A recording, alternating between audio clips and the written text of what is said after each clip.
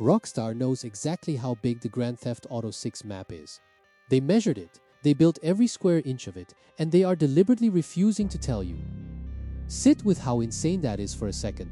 The most anticipated video game in human history is months from launch, and the one number that every single fan on Earth is begging for, the actual size of the world, is being kept secret on purpose. No square miles, no square kilometers, just one phrase repeated like a taunt. The biggest, most immersive evolution of the series yet. And I'm about to tell you why they are staying silent, because the truth is almost hard to believe. This massive world you are about to explore, the one so big it might swallow entire weekends of your life, is actually the shrunken down version. The leftovers. Because Rockstar originally planned something so unthinkably large that it reportedly stretched across both North and South America, an open world spanning multiple countries and continents before they looked at it, realized it was too much even for them, and crushed all of that ambition down into one single American state. That state is called Leonida. And here's the part that reframes this entire franchise forever. It is not a city. Grand Theft Auto is not a city game anymore. What you are getting is one continuous world the size of an entire state. 6 wildly different worlds fused into one seamless map with no loading screens, no invisible walls, no breaks in the illusion. And in the next few minutes, I'm going to walk you through every single confirmed region of it, from the neon beaches to the alligator swamps to the mountains that border a second state you might not even be allowed to enter. Stay with me, because the last region on this list hides a secret that Rockstar tried to slip past everyone, and almost nobody caught it. But first you need to understand the sheer scale of the leap, because until you see the before, you cannot appreciate the after. Grand Theft Auto 5, the game that sold hundreds of millions of copies, the game that devoured an entire console generation. The game people are still playing more than a decade later.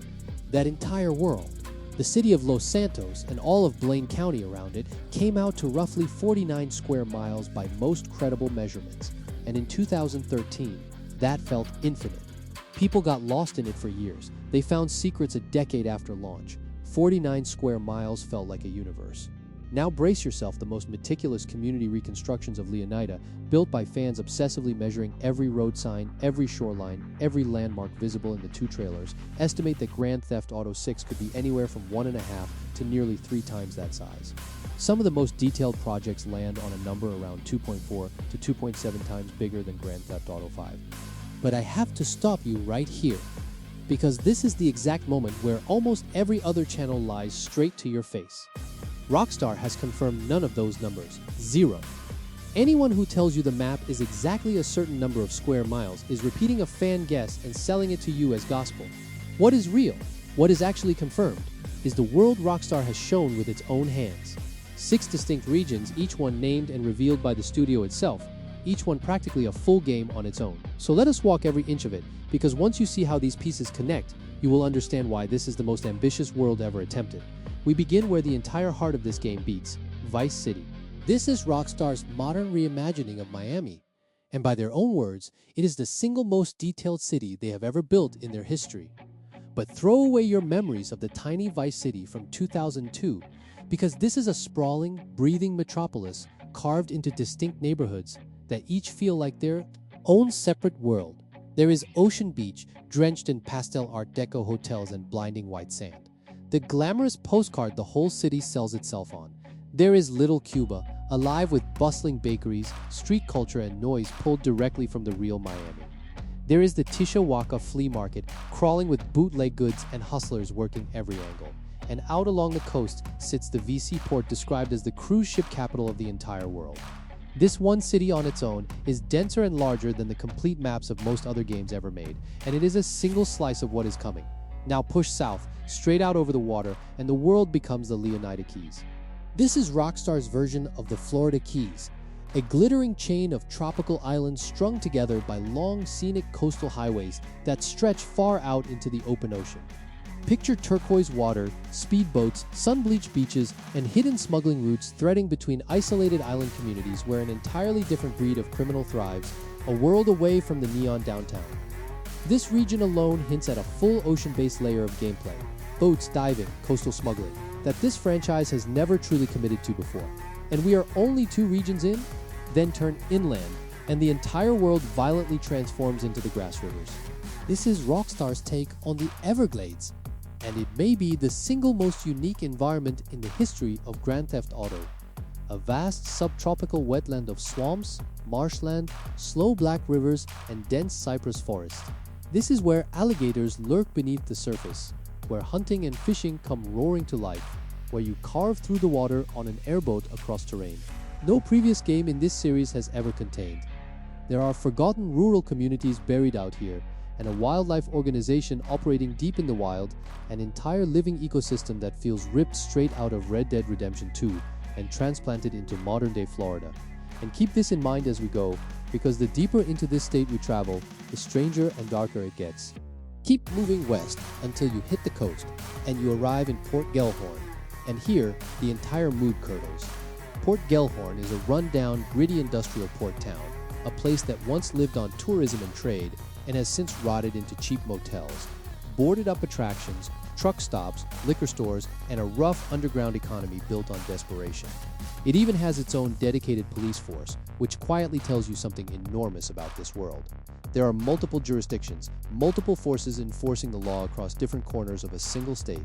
This is the faded, broken side of the American dream, and it is a complete, explorable city in its own right, with its own rules and its own dangers.